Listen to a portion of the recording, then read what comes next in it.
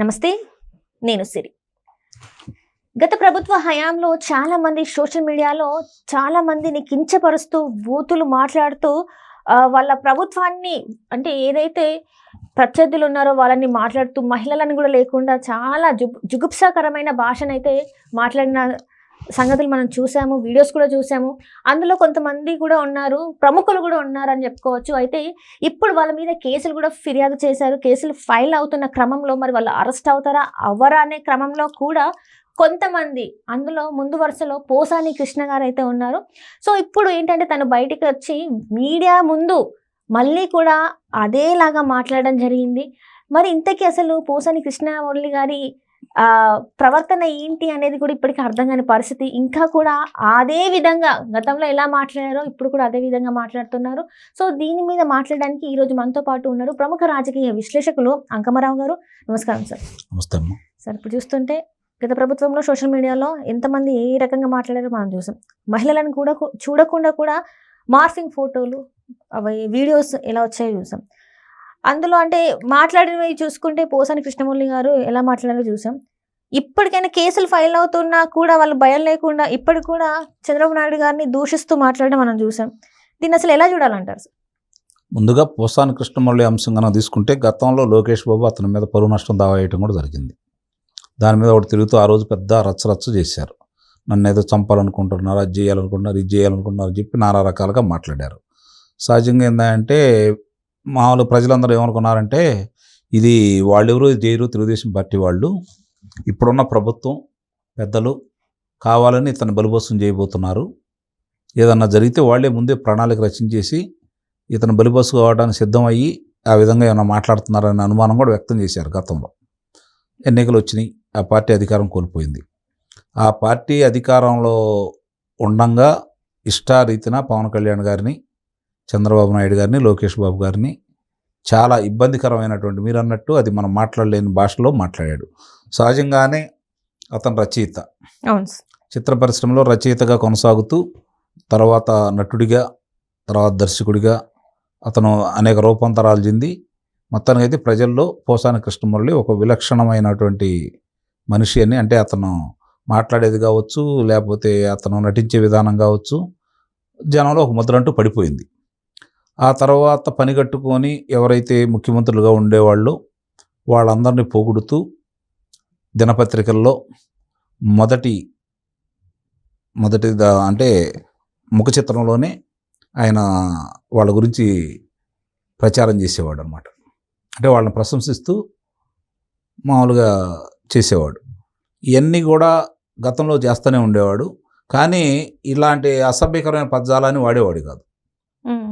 అతను ఇష్టమైనవి మాట్లాడుకునేవాడు, ఇష్టం లేకపోతే కొన్ని ప్రశ్నలు సంధించేవాడు.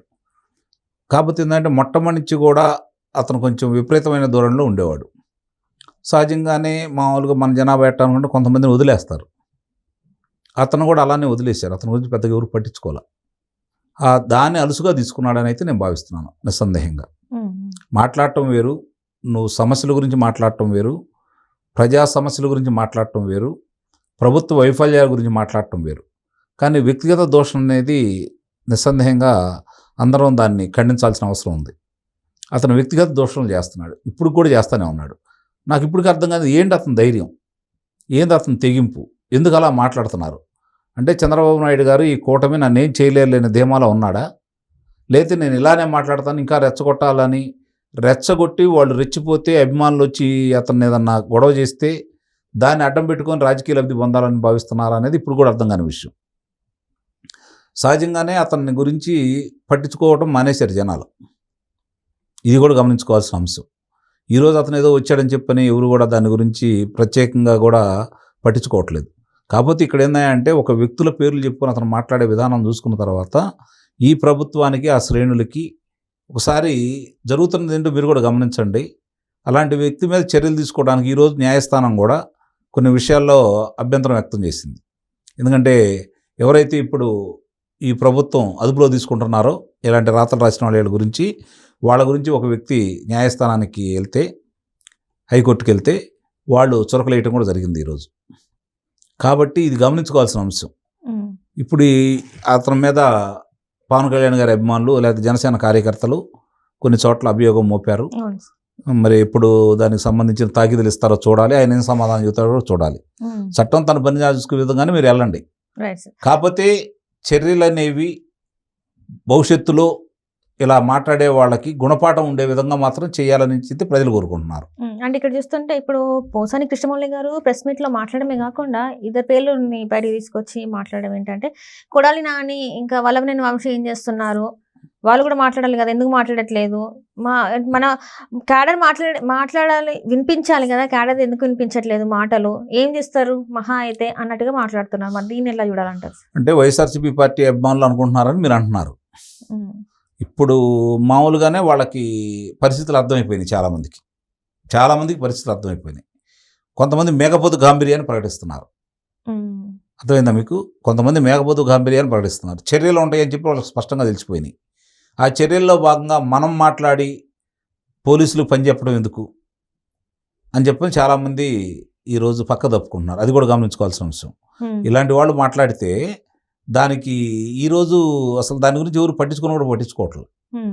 మనం కూడా దాని గురించి ఎందుకు మాట్లాడుతున్నాము అంటే, ఇతను ఏ ధైర్యంతో మాట్లాడుతున్నాడు, ఏది ఇతనికి ఉండదని వెనకమాలి అంటే ఇతనికి ఏమీ కాదని ధైర్యమా, లేకపోతే దీన్ని న్యాయస్థానాలు కూడా అలా మాట్లాడితే వాళ్ళు కూడా ఒప్పుకుంటారా, అతని మీద ఎలాంటి చర్యలు ఉండవా అనే భావన చాలామందిలో ఉంది.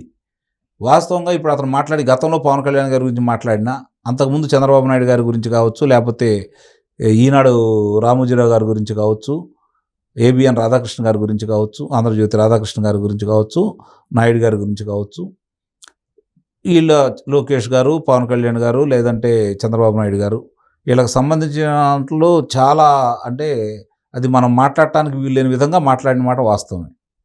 దాన్ని ఈరోజు అన్ని బయటికి తీస్తున్నారు. ఎక్కడెక్కడ ఎప్పుడు మాట్లాడాడు ఏంటని చెప్పని దాని మీద ఇప్పుడు ఫిర్యాదులు చేస్తున్నారు.